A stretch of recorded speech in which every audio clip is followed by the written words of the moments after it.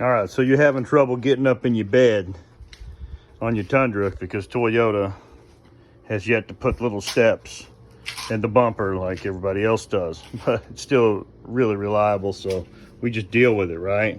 Well, I found this little step right here, and you just put a little pressure on it, and it comes on down, and you can stand on it, and everything's fine.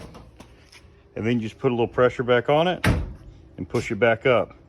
This is the coolest little truck step ever. It makes it so easy to climb in the back of your truck or to just get up on your tailgate. You don't have to climb. You just step up, step up.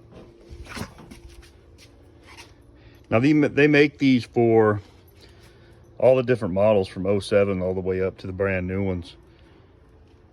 I'll leave a link in the description in the comments so you can pick one up yourself. You just come in here, there's a little bracket up in here, and you just take a bracket out of the bumper and you replace it with the new bracket that it comes with, and it screws right into the frame. You use your frame bolts, and it's very sturdy, very sturdy.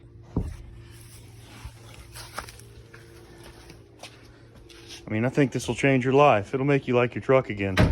Make it so easy to get up in this sucker.